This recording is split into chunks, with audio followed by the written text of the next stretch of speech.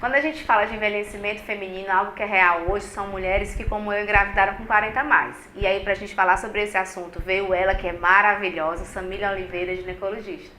Samília, me conta, e essa realidade hoje de mulheres como eu, que vou ficar grávida, e agora? 40 anos, né?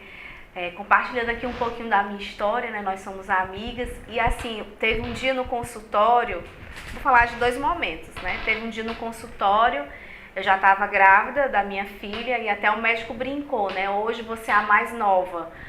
2 pacientes antes de você tinham 47 anos. Aí na hora eu brincando e falei com a Viviane Araújo.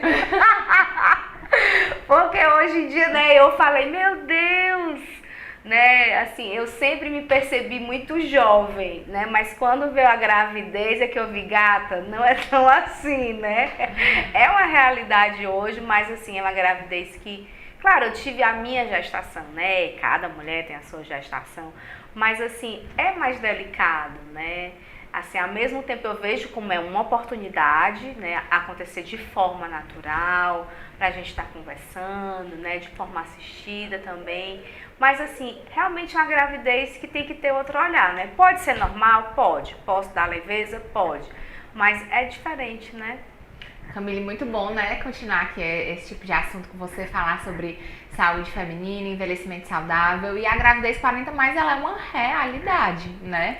A gente sabe que à medida que a mulher ocupa novos papéis na sociedade, está crescendo profissionalmente cada vez mais, né, galgando seu espaço, a maternidade acaba sendo adiada. Então, se você pensar que para a natureza o ideal é que a mulher engravide entre 20 e 25 anos, nessa idade a maioria das mulheres não está pensando em engravidar. Sem nem né? quem eu sou, avalie e botar uma criança nesse mundo. Exatamente. Então estão na faculdade, início da vida profissional, muitas vezes ainda nem tem um parceiro, a pessoa que quer construir, né, a sua família. Então, assim, o adiar da maternidade vem se tornando uma realidade. É muito aquilo que você falou também, né? A questão que a gente conversou outra vez, né? Do planejamento, né? Planejamento familiar, né? Que às vezes a gente não para se perceber e dizer, pronto, assim, eu quero ter filho, eu posso, eu não posso, né? Como eu posso fazer daqui pra frente, né? Então, assim, você como médica, que essa é a realidade, né? A pessoa chega, 38 anos, doutora, eu acho que eu quero ter filho. E agora, como é que eu posso fazer para me programar para ter uma criança? Sempre que a gente vai Sempre pensar assim. em engravidar, né, em qualquer idade, o ideal é ter uma consulta pré-concepcional. Por quê? Porque antes da gravidez eu vou iniciar suplementações adequadas e eu vou fazer uma avaliação da saúde da mulher, e o ideal é que essa avaliação seja do casal. Então, que seja, né, o casal vá para consulta pré-concepcional pra gente pedir exames gerais, ver como é que tá essa tireoide. Às vezes é uma paciente que tem uma doença crônica que precisa ajustar. Então, um paciente que tem hipertensão, a gente vai ver, essa medicação ela é compatível ou não com gestação. A gente vai atualizar a vacina, a gente vai conversar sobre hábitos de vida. Tudo isso deve ser realizado numa consulta pré-concepcional em qualquer idade que a mulher deseja engravidar. Quando a gente pensa que é uma paciente numa faixa etária um pouco mais elevada do ponto de vista obstétrico, né, uma paciente que quer engravidar aí depois dos seus 35, 40 anos, a gente vai ter um olhar ainda mais diferenciado, né? Essa gestação, ela vai ser mais delicada do ponto de vista onde a gente tem, infelizmente, uma maior taxa de complicações gestacionais. Então, são pacientes que têm maior chance de ter diabetes gestacional, de ter pré-eclâmpsia, né? De ter abortamento e malformações genéticas. Então, síndromes acabam sendo mais frequentes nessa faixa etária. Pode-se engravidar naturalmente, gestações saudáveis? Pode, né?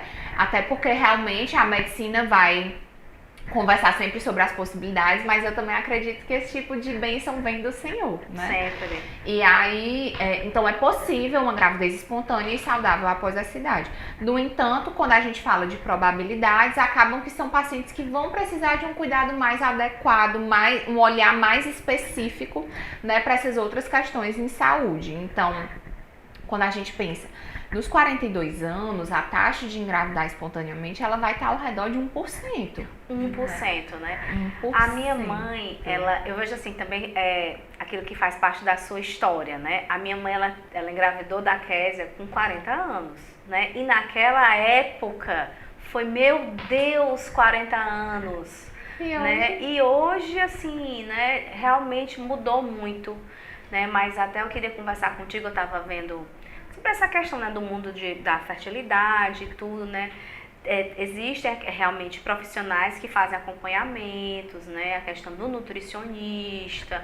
Aí como você faz essa indicação, né? Pronto. Como seriam os outros profissionais para fazer essa parte dessa caminhada, né? A mulher chega, olha, doutora, agora eu quero ficar grávida, né?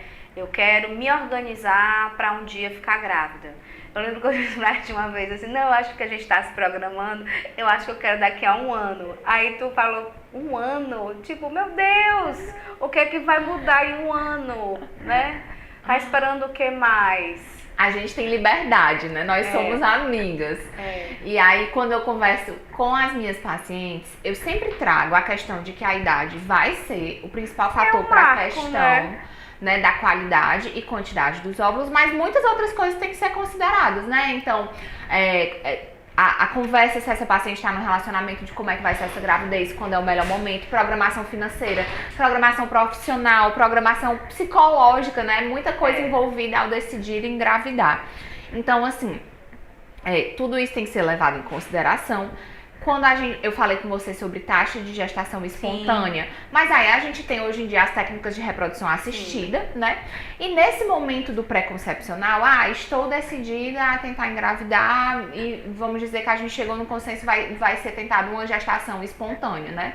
Então, quando eu falo sobre hábitos de vida, exercício físico regular e alimentação adequada, fazem parte da diferença, né? do pré-concepcional de toda mulher que quer engravidar. Porque eu sempre falo também, Camille, a mulher não quer só engravidar, ela quer engravidar e voltar para casa com saúde, sim, com seu filho, né, com saúde. Poder, né, cuidar daquela criança, tá bem. Dizer, engravidei, não é só esse o objetivo. O objetivo é levar o seu bebê para casa e bem, né?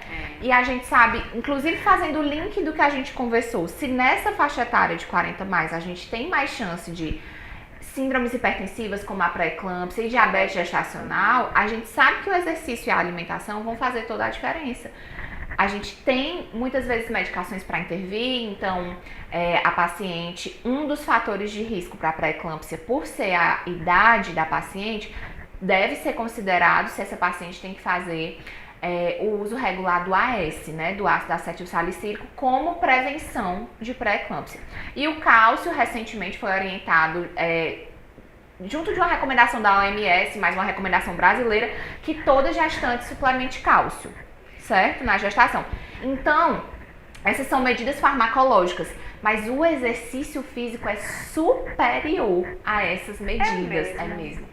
Então não tem nada que tem tanto impacto quanto para a prevenção de pré-eclâmpsia, quanto o controle de doenças pré-existentes e o exercício físico, né, de forma regular.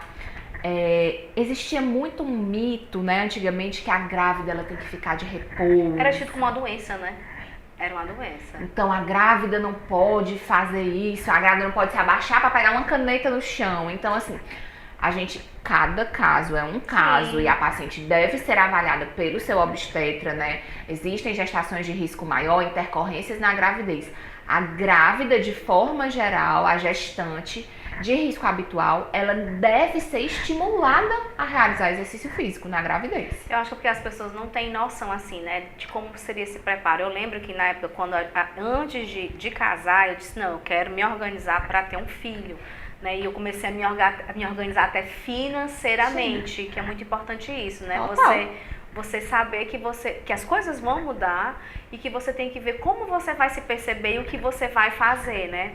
E eu lembro, até que a gente compartilhou, não sei se tu lembra, que eu fiz um acompanhamento nutricional, um processo todo de realmente algo sério, né, do que é que pode inflamar o organismo, o que é que não pode, que realmente é aquilo que a gente diz no comum, isso é saudável, isso não é, então assim, para poder ajudar todas essas outras taxas, né? A importância da atividade física, então eu fui me organizando e principalmente, né, amiga, a questão do juízo, né? O juízo precisa ser trabalhado.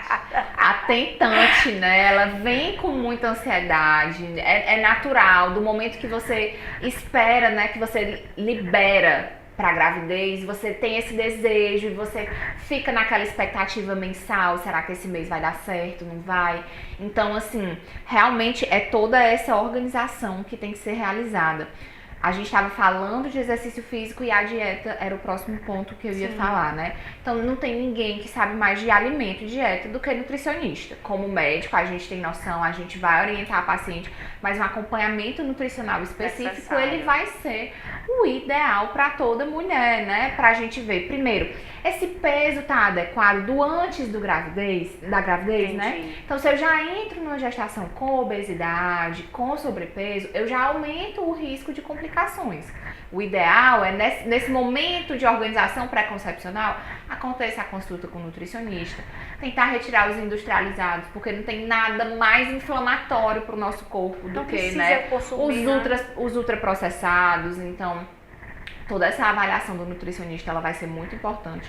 Do profissional, né, educador físico, e aí, qual exercício? O exercício que a mulher se conseguir fazer e que se dá bem, né? Então, assim, nesse momento pré-concepcional, ter essa rotina do exercício, seja com educador físico, seja no Pilates com fisioterapeuta, mas que ela insira dentro da realidade dela uma rotina de exercício regular, né? E aí, fechando a ideia do juízo, né?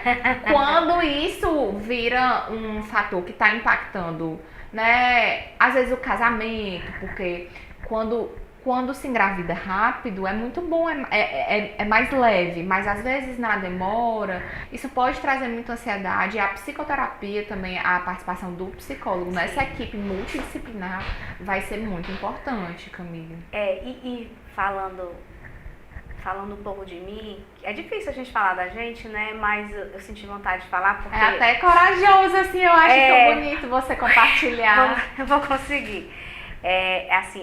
Eu não me via como tentante, né? Porque a minha realidade era assim, eu engravidava muito rápido e perdia muito rápido, né? E uma coisa que eu demorei a me perceber foi que esse nome tentante, né? Que na minha cabeça, né? A negação é que eu não era tentante, porque eu sempre ficava grávida, né? Sempre assim, né? Fiquei grávida, ficava grávida, não tinha dificuldade em engravidar, então eu não era tentante, né? Tentante é quem tem dificuldade, né? E aí foi quando você me abriu os olhos, né? E falou, olha, como profissional, você precisa investigar o que são essas perdas, né?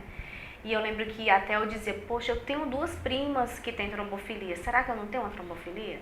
E fazer exame, nada, né? A questão da investigação, a importância de você estar com um médico que te acompanhe, né? Aí você dizia, amiga, esse médico é maravilhoso, sou fã do Dr. Zeus, sempre no meu coração. Meu chefe, Dr. Zeus! E assim, aí você dizia, amiga, é ele mesmo. E aí a gente ficava, né, nossa, mas o que foi que aconteceu, né? E a dor que você tem, né, daquela ideia da perfeição, né? Não, vou engravidar e vai ser tudo lindo. E até esse termo, né, que eu não sei se vocês dizem isso, né? Tem gente que diz assim, devido à dor, muitas pessoas, depois a gente começa a ver que é comum e triste, mas dizer isso, eu também perdi. Aí eu dizia, gata, eu não perdi nada, né? Que perdi aquela coisa que, eu nem... Não foi, né? Não desenvolveu, não aconteceu. E aí eu vi assim que muitas mulheres têm essa primeira perda, né? E aí falar um pouco disso, e até você falou assim uma vez pra mim, acho que você nem lembra, Camila, às vezes é normal a pessoa só saber que tá grávida quando perdeu. Isso acontece, né? A gente sabe que cerca de 25 a 30% das gestações, incluindo as que são clinicamente percebidas ou não, vão evoluir para uma perda gestacional, né? Seja o que a gente chama de gravidez química, que é aquela gestação onde houve uma flutuação de beta, mas às vezes o atraso menstrual foi discreto, a paciente muitas vezes nem percebe. Isso é o falso positivo que chama? Não necessariamente um falso positivo, mas onde houve ali uma elevação do beta-HCG, então deve ter havido uma implantação inicial, mas a gravidez não chegou a se desenvolver nem para ver saquinho, nem nada, entendeu? Não viu nem saco gestacional. E os abortamentos realmente eles são muito comuns hoje no consultório. Atendi paciente que veio por perda gestacional, gestação anembrionada. Então, assim, infelizmente esse é um assunto que é muito doloroso, né? Porque é tão pouco falado, né? é muito doloroso, por isso é pouco falado, mas a gente tem que quebrar esse tabu e colocar esse assunto na mesa, por quê? Parece que só aconteceu com tal pessoa. Quando você tá vivendo, né, na situação, só aconteceu comigo. Mas não, né? Isso é uma realidade de muitas mulheres. E aí, o que é que a gente pode fazer para prevenir, né, um abortamento? Então, a questão do estilo de vida saudável, do controle de doenças, vai ser muito importante. Mas a maioria dos abortamentos, né, eles vão estar relacionados a defeitos genéticos daquele encontro do embrião com o espermatozoide, né? As perdas recorrentes, elas sempre vão exigir investigação. 2 perdas já exigem investigação. Uma perda gestacional, por mais doloroso que seja, a paciente sempre deve ser acolhida e se for o desejo dela, já pode ser sim investigado, tá? Mas ainda estaria dentro do normal, esperado, né? Frente a isso ser um evento tão comum. Por mais que não seja falado, porque é muito doloroso, mas é um assunto que a gente tem que trazer, né? Porque essas pacientes, essas mulheres, nossas famílias, né? Sim, nossas histórias merecem ser acolhidas. Das nossas famílias, né? Exatamente, merecem ser acolhidas nas suas totalidades, e isso vem junto de toda uma expectativa, né? Da chegada do bebê sonhado, então... O bebê perfeito, exato. Né? Então, esse é um assunto que tem que ser tratado.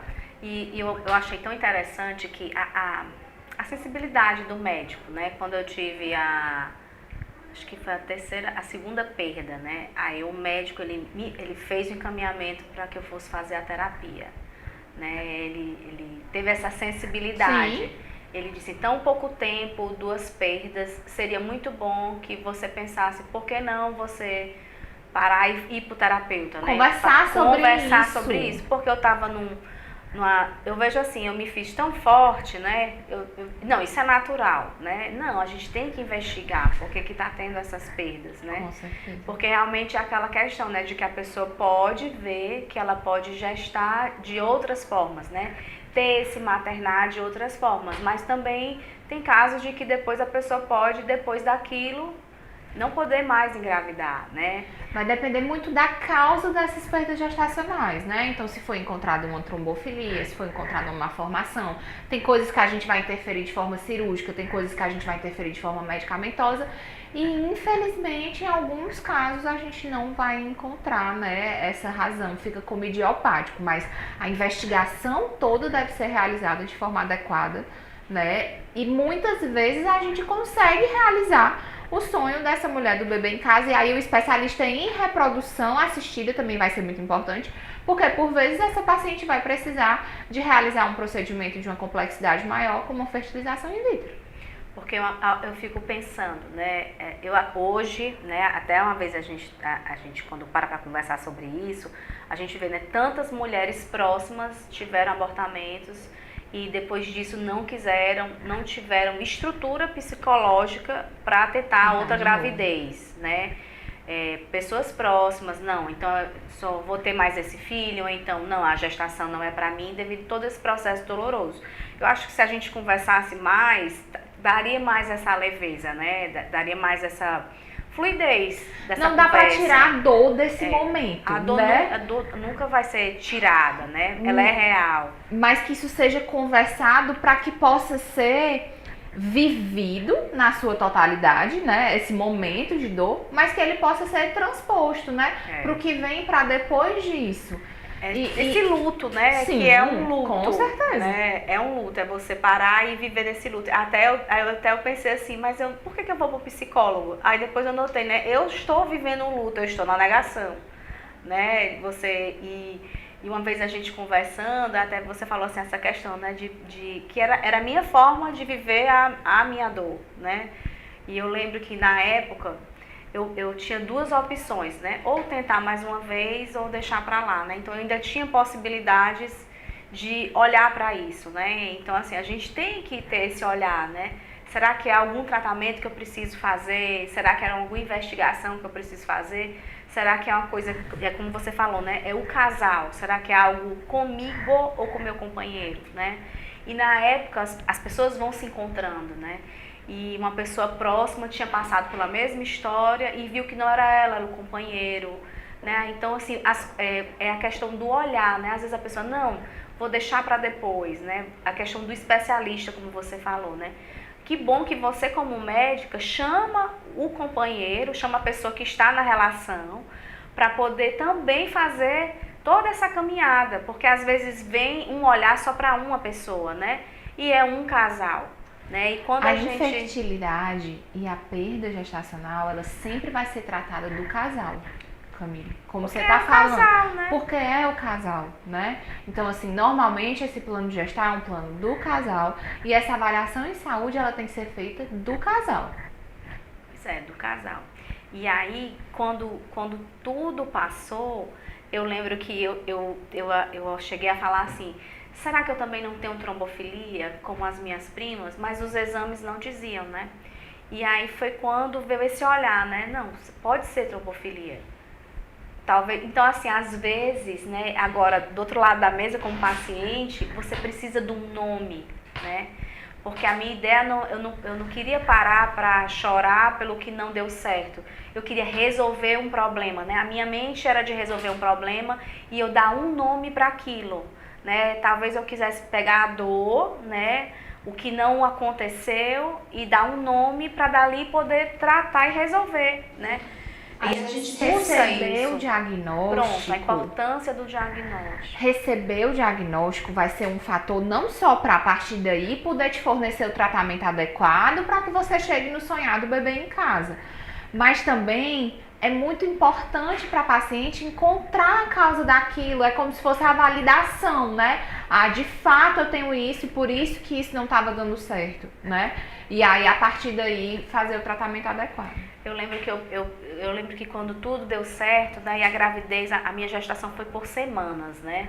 E aí, como é que estamos essa semana? Era por semana, né? E eu dizia, poxa, bastava só uma coisa tão simples, bastava só esse AS, bastava só esse Clexane, duas medicações e tá dando certo, né? Claro que foi muito um trabalhar de fé, um trabalhar de um acompanhamento mesmo, né? Mas assim, que você vê, e assim, foi um momento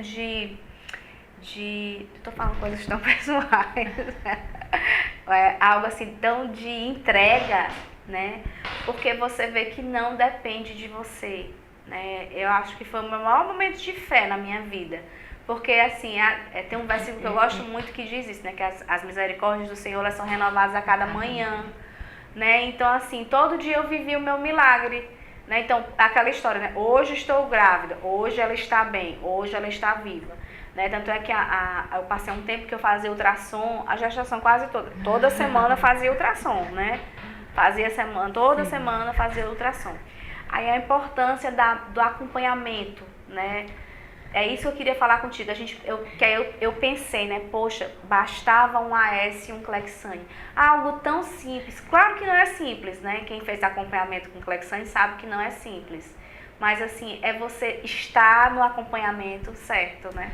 Eu acho, assim, Camille, eu estou gestante, né? Minha bebê ainda não nasceu. Já sou mãe, já tenho ela dentro de mim. E o que eu percebo é que a gravidez e o maternar é um convite a essa entrega. E eu percebo que são duas entregas muito importantes que a gente tem que fazer. A gente entrega a nossa saúde para um profissional responsável. Totalmente, entrega. Então a gente precisa de um olhar especializado, técnico, que a gente possa confiar e falar, não, nessa pessoa aqui, eu confio no que ela está me dizendo, né?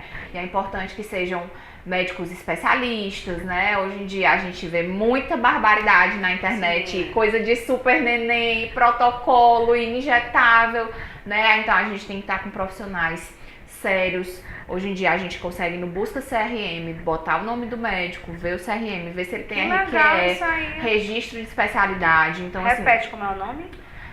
Busca CRM. Busca CRM. Você coloca o nome do seu médico, coloca o CRM, você consegue ver se ele tem título de especialidade e em quê, né? Uhum. Então isso dá uma segurança, porque eu tô trazendo isso também, Camille, porque às vezes é difícil pro leigo, pra mulher, pro paciente em geral, seja ele qual for, num mundo de tanta informação na internet, saber quem é que é sério, quem é que trabalha, né, baseado em evidência e quem é que não. Então, assim, isso é um filtro que está acessível a todo mundo, é na internet, você coloca o nome do seu médico, o CRM, e você vê se ele tem registro de especialidade. É muito importante que você esteja acompanhado por um especialista e também a entrega nas mãos de Deus, porque, de fato, a ciência nos vai ser muito importante, nos explica muitas coisas, mas a gente sabe, né, que principalmente quando a gente vai para essas questões de maternar, desse mistério da vida, a gente precisa, né, dessa fé, da nossa espiritualidade sendo trabalhada para entregar não só a gestação, mas toda a vida dos nossos filhos que inicialmente são bebês, são dependentes e depois vão crescer e alçar, né, seus próprios voos. Então, realmente é um momento de entrega. E aí, cercar de bons profissionais, pessoas sérias que sabem do que estão falando e fazendo, pra gente confiar, entregar nossa saúde, fazer investigação quando necessário, investigação de infertilidade, investigação de perda, né? E o acompanhamento pré-natal na gravidez 40 mais ou não, fazer um pré-natal de qualidade vai fazer toda a diferença, né? E a entrega aí realmente nas mãos de Deus, é o que eu acho. Samir, tu falou tudo agora, assim, porque é isso, né? Essa caminhada terapêutica, né? Como é bom a gente saber que tá nas mãos da pessoa certa. Essa busca eu não conhecia. Porque realmente, assim, eu fui muito privilegiada, né? Pessoas, amigos, médicos, várias pessoas na minha família, especialistas na área, eu fui cuidada, né? Deus me presenteou, né, com isso, mas realmente é um momento, no envelhecimento a gente estuda aí essa questão, né, eles chamam muito a transcendência, né, que a gente chama de fé, que a gente chama de entrega, né, essa entrega, né, a espiritualidade, né, da gente ver que não está nas nossas mãos, realmente é o Senhor, né. Quando a gente passa esse olhar para o envelhecimento, para o florescer, para a vida, a gente vê que tem algo muito maior, que realmente é algo que vai além, né? Esse para além, né, nós chamamos de Deus e a nossa fé que é nele. E quando nós paramos para isso, para ver que é algo que não está no meu controle, é um convite que a gente faz para olhar para todas as áreas da nossa vida e a gente pensar o que é que eu quero mudar, né? O que é que eu quero que daqui para frente eu consiga gerenciar e o que eu não consigo, né? E é bênção de Deus profissionais qualificados para serem instrumentos de Deus na nossa vida, né? E essa parte que você falou algo tão interessante que era isso que eu queria falar. Eu vou chorar agora, não vou. Que aí todo dia era um milagre, né? E eu sabia que passou 5 meses, pronto, mas pode nascer a qualquer momento, 6 meses, pode nascer a qualquer momento, né? E aí eu lembro assim que aí vai fazer 8 meses, né? 36 semanas. 36 semanas. Por volta dos 8 meses. Por volta né? dos 8 meses, né? Aí eu lembro que a minha neném ficou sentada, né? E eu fui pra emergência ter neném, não deu tempo, né, de você nem a minha prima chegar Não deu tempo, foi muito já rápido. Já recebi a fotinha dela. Pois é, né, assim, ela já vai nascer, né. E eu lembro, assim, que foi algo tão sublime, foi um momento de tanta entrega, né, que eu quis fazer isso leve, né, quis fazer disso leve, né. E tanto é que quando eu cheguei, assim, já vai nascer, já é agora, né. E aí chegou e aconteceu como ela devia acontecer, né?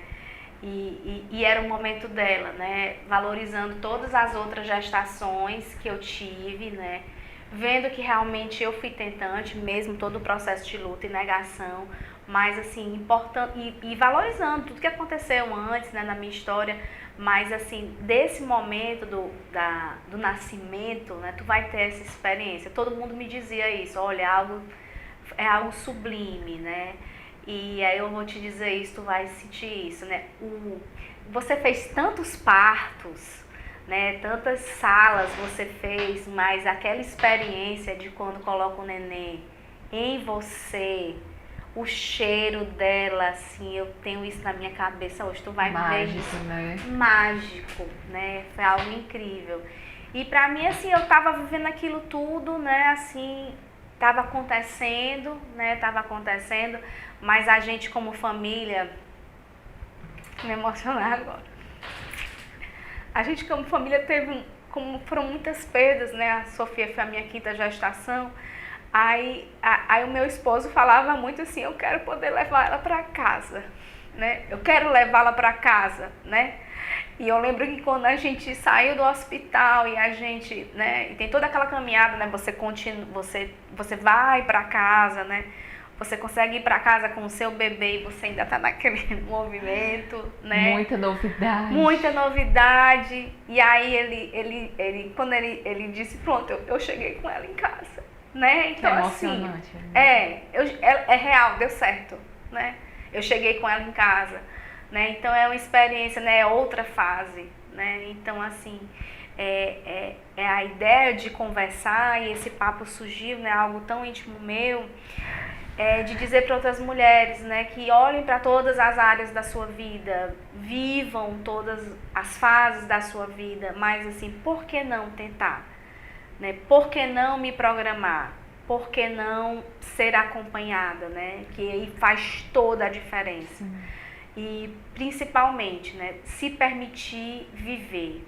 Talvez se eu não tivesse me permitido viver o luto, viver tantas perdas, tantas dores, me permitir ser acompanhada, me permitir ir para um local e ver o que é que está aqui errado, né? Eu, meu esposo, e me permitir principalmente saber que realmente não tinha nome, realmente não tinha diagnóstico, realmente ninguém sabia o que era, né? Mas que eu escolhi crer, né? Eu escolhi crer. E Deus me abençoou com profissionais, Deus me abençoou com pessoas capacitadas, né? Pessoas que foram sendo instrumentos de cura na minha vida, né? E você tantas vezes foi instrumento de Deus na minha vida, né? Na minha vida, na vida de tantas mulheres, né? Amiga, tente, vá, por que não, né? O que você está esperando, né? E a minha ideia hoje é que você pare para olhar a sua história, abrace todas as fases da sua vida, né? Não só as suas perdas, mas as suas conquistas e principalmente um convite para você sonhar, um convite para você pensar o que você quer viver, como você quer viver esse envelhecimento e você se cercar de pessoas que te ajudem a crescer e olhar para esse seu processo. Porque velhice é viver, né?